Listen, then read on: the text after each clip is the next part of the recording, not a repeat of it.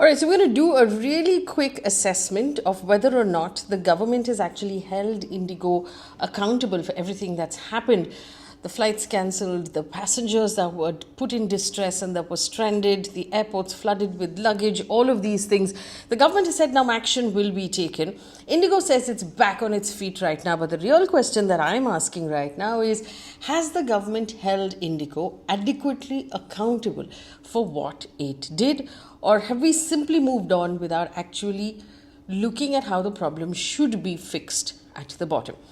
Now, what is the government action taken so far? I'm not going to get into everything that happened because you've watched all the stories. We have another story put up with all of those details. This is what the government has done so far. One, the DGCA, which is the regulator, has issued a show cause notice to IndiGo's CEO and COO to explain why the failure had happened. That show cause notice, we understand, has been responded to by the company. 5% cut in the number of flights across sectors, including its busiest and most lucrative sectors, as a punitive measure. So basically, as a punishment, they've cancelled 5% of their flights. So they've reduced those flights so that the company suffers. Fare caps. Now, airfares have been capped. Remember, it went up to 60,000, 70,000. It's been capped now, and they can only function within that certain rate, and they're required to also refund any excessive fare that they would have charged. The government is apparently also monitoring the refunds of hundreds of crores of rupees that need to be processed, and the ministry is apparently keeping a watch.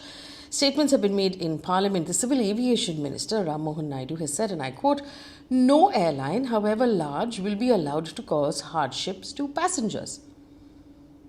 That's great, sir. But they already have caused hardship, and what are we going to do about it now? Now, all of this sounds pretty strong, but is there accountability really? Let's look a little deeper. Now, IndiGo's CEO has put out another video today saying they're back on their feet and everything is normal.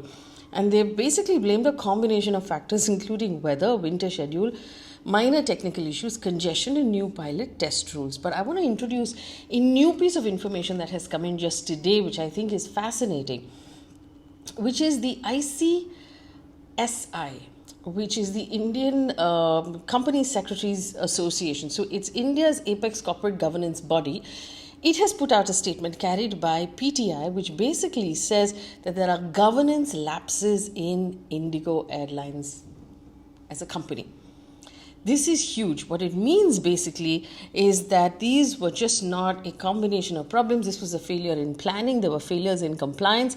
There's weak internal oversight. There are governance issues, a poor corporate governance system. So in simple terms, it's not just an operational meltdown. It is a management failure. And when India's largest airline, which has more than 65% of the market, collapses, now it becomes a systemic risk. Is IndiGo too big to collapse? And what is the problem with it? One company's failure, remember, just for a few days paralyzed the entire aviation system and also our entire country. So now the question is, did the government treat this as a systemic issue, or are they just treating it as a scheduling issue? Now, let's take a look at the gaps in accountability so far. Gap 1, automatic compensation. Passengers are legally entitled to receive compensation when flights are cancelled and you're not informed 2 weeks in advance. This is the rule. The refunds are not compensation. This can be enforced by government. So to say, hey, you can cancel if you want to, we'll send you a refund, that's not the same thing. If the airline cancels your flight, you are not cancelling. If the airline cancels your flight, they have to compensate you, and that has not been done. Secondly, there's no clarity on who failed in leadership. Was it the CEO? Was it the COO? Was it the rostering team? There was a regulatory oversight and structure. We still don't know. Now, IndiGo says that it needs more time to respond to the show cause notice. They said it's too soon for us to actually figure out what went wrong in our own company. So we don't really know yet, which we all know is a special kind of soup. Which no one should, people who run companies know what goes on in their companies. But the DGCA hasn't released those findings, and passengers still don't know exactly what happened. And finally, no structural reform has been announced. So the crisis has shown that India effectively has a duopoly, which we are all now talking about. And everybody has learned the word duopoly. IndiGo and Air India can control over 90% of our aviation market in the domestic sector. There are smaller companies, but they have a really tiny share of the market, and the government has not yet announced any structural measures to prevent this from happening or to correct the problem as it stands right now. So no accountability and no correction just yet. So let's take a look at what is within the government's power to do, which they have not done yet, right? One is they can enforce passenger compensation. So by law, airlines must give compensation automatically. You should have to file for it or chase after it or any of these things. It should automatically hit your account. This is compensation, not a refund. The DGCA can order immediate payouts. They can audit the compliance. They can penalize any violation. Secondly, they can impose stronger penalties. So DGCA can fine IndiGo for violations of schedule failures, for fatigue rule violations of pilots, lack of care of passengers, misreporting or poor compliance. Also, after the corporate governance warning that has come from the ICSI, the government can order a governance audit, it can order a third-party audit, it can enforce stronger internal controls, it can hold the accountable manager liable, and it can demand restructuring of oversight systems. Now, this is, like I said in my previous video, my favorite government organization is the Competition Commission of India. The Competition Commission of India is required to make sure that no sector operates in a monopoly or a duopoly.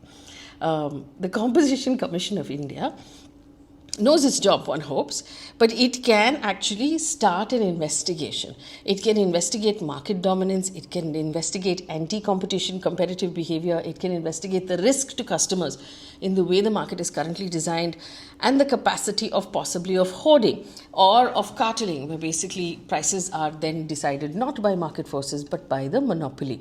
Now, CCI can even mandate route redistribution, pricing oversight, and behavioral restrictions. In extreme cases, CCI can recommend structural separation of market power as well. But I mean, we'll have to wait for the CCI to first recognize that it has any role in this at all, because we've not heard from them just yet. We've not heard from them in a while right now.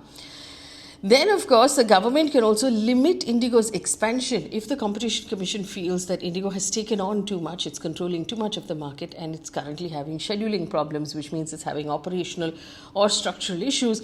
They can restrict new aircraft introduction. It can slow down international route approvals. They can reallocate slots that were given to IndiGo to other players. Now, we don't know. All of this will have to happen only after an investigation.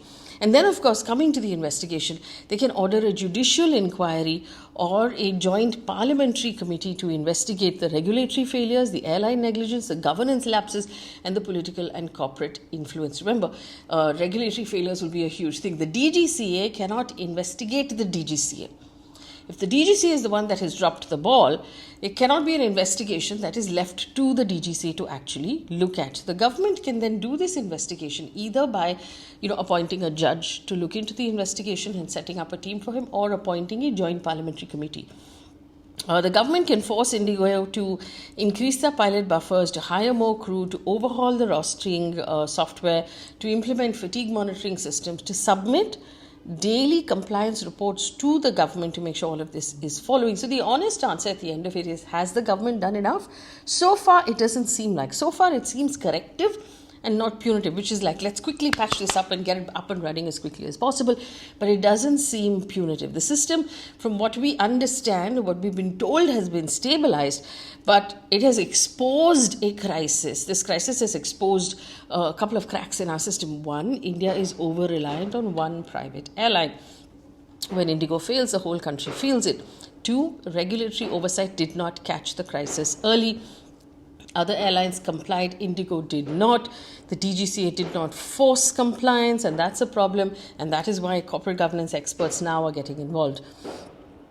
Remember, the stock has also taken a beating, and it's likely now that corporate governance has come up into the picture, the stock will take a beating even further. Let me just I just want to take a look at the stock as it ended today. Interglobe Aviation is the name of that stock. And if you see it over the last 5 days, it's actually dropped 12%. That's quite a drastic, drop. So in the last 5 days of trade, starting, say, Wednesday, when the whole crisis actually broke, which is the 3rd of December, The stock was actually trading on Wednesday at about 5,664. It ended the week, and then on Tuesday, which is today, it was at 4,835. My guess is that now that we're talking corporate governance issues, the stock is likely to take more of a beating starting tomorrow morning. So the market is already punishing IndiGo. Passengers are furious. Politicians are demanding a joint parliamentary committee report.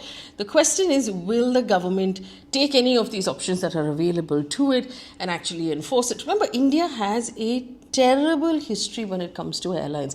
Apparently, the government's own research says that the size of our market, and remember, the Modi government has been very bullish on aviation. They've built a lot of new airports, saying that every Indian should soon be able to fly in an airline. But we don't have the airlines. And according to the government's own estimate, we have enough capacity for 5 full-fledged airlines. But somehow all of our airlines, as successful as they seem, they start to fail. What are the reasons why they're failing? And in this particular case, if the government enforces all of the things that we talked about, is it likely that this airline will fail as well? And is IndiGo at this point and at the size that it is too big to fail? Let me know what you think. Do you think that the government should do more? Or do you think that at this point, we should just make sure everything goes back on track?